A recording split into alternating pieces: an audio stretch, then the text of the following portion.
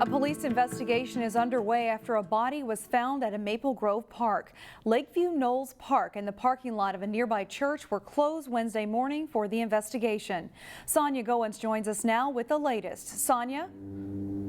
Shannon, earlier this was a very active scene, but right now the park is open and you can see kids behind me playing on the playground. This is where the body was found, where this grass is batted out here. Police are calling this a suspicious death.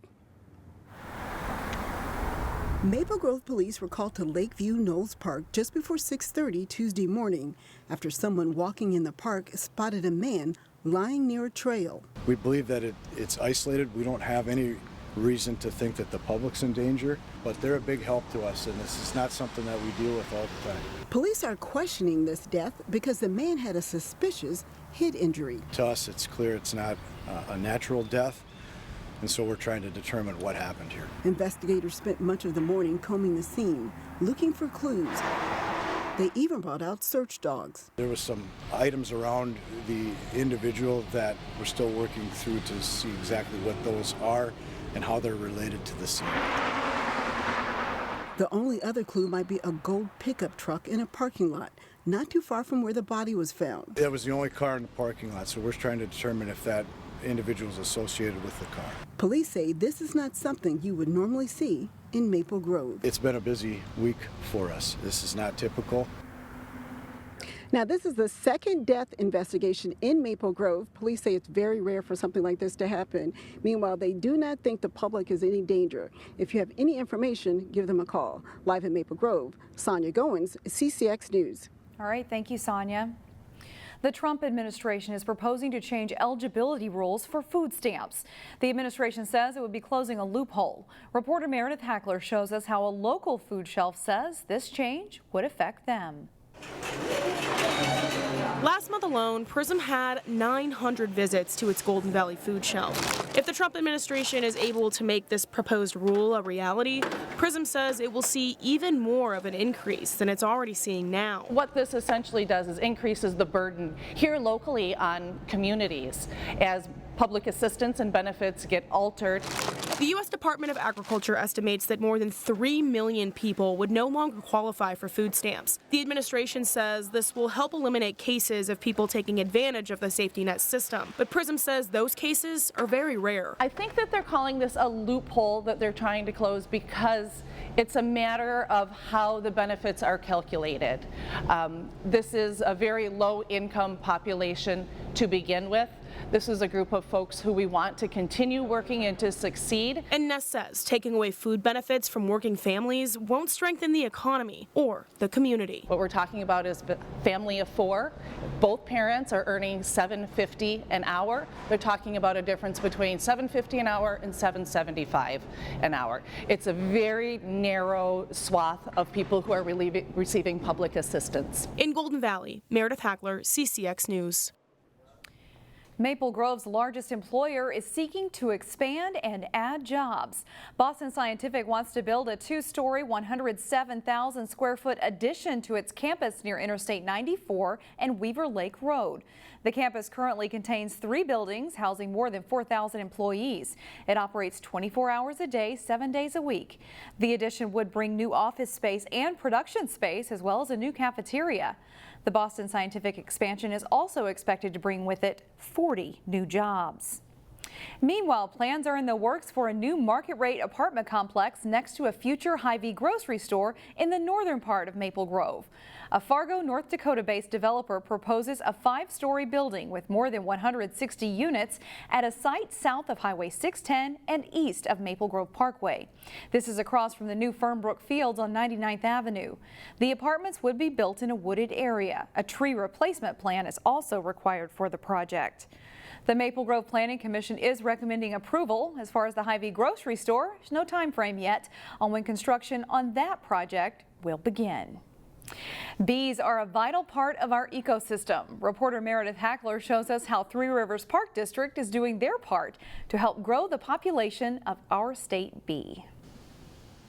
Did you know Minnesota has a state bee? Well, it does. And the Rusty Patch Bumblebee is also on the federal protected species list, which is why scientists at Three Rivers Park District have been surveying their parks for the important insect. Really, our main focus lately has been bumblebees, just because of the federal listing of the Rusty Patch Bumblebee. So it is a federally listed protected species, and some of its last known range is here in the Twin Cities. The Three Rivers Park District has confirmed that 8 of their parks have populations of the Rusty Patch Bumblebee, which is why surveying for them is such an important task. Mostly it's to document abundance and diversity of bumblebees. So are we seeing the same diversity? Are we seeing a decline or an increase in any of the species? The scientists survey 2 different sites and capture 200 bees per site at 2 different times of day. Scientists say there are 3 major factors driving down native bee populations: habitat loss, pesticide use, and I would say disease and pest are kind of all the factors coming together to really affect and decline bees. And if numbers continue to dwindle, it could have a major impact on the ecosystem. 1/3 of our crop production is pollinated thanks to bees, just in general. So if you think about that, for us, it can mean food loss. With one species, maybe not, but if one species declining, it's likely an indicator that there's something going on with the other species. Scientists at Three Rivers say there are specific species of plants you can add to your backyard to help create more habitat for pollinators. It's really about planting a wide range of native plants in your yard. And it's not just flowers, it's trees, it's shrubs. In Dayton, Meredith Hackler, CCX News.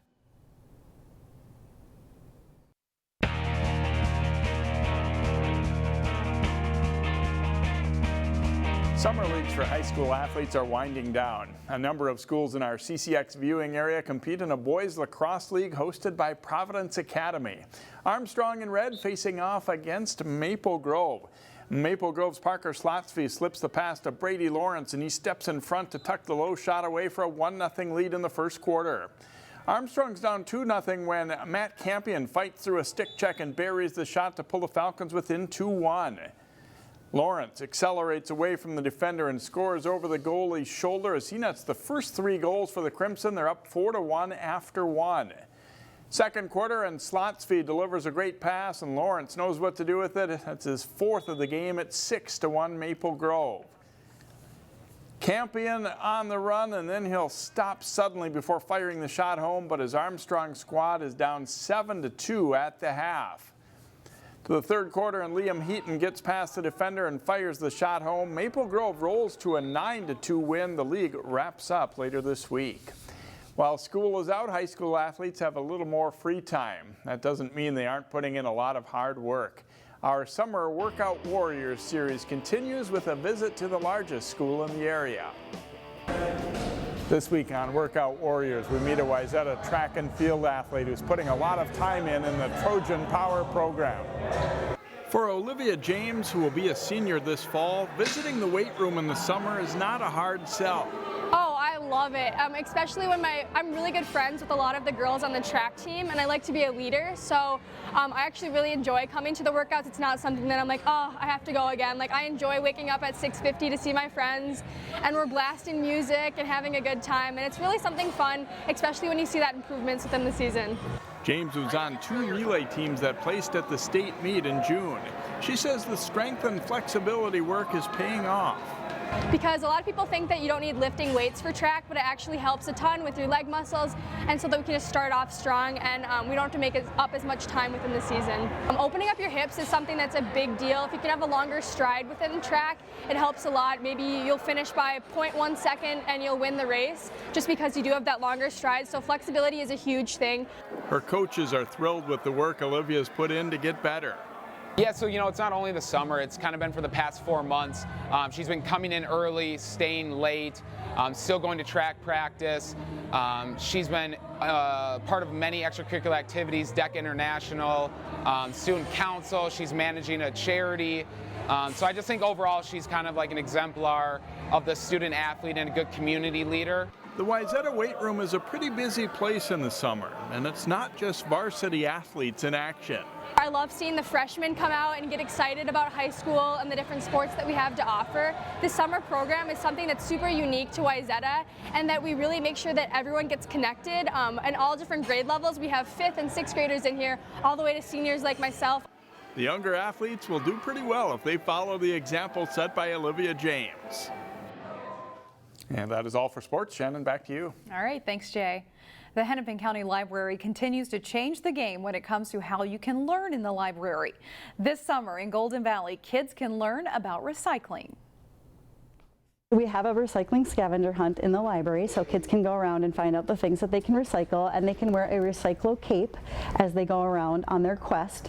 And then we also have a Recyclo activity book that every kid can bring home with them and learn more about recycling. Kids can check out the display or read the graphic novel that tells the adventure of Recyclo, a superhero who teaches youth about the power of recycling, all while fending off villains like the evil Lord Wayzata and the garbage giant. Another Hennepin County department worked with the library to make this educational outreach possible. This is designed to engage and reach families in a way that we aren't able to do through our department by utilizing the libraries, which are great, safe places for families to gather and learn about different topics and grab some library books.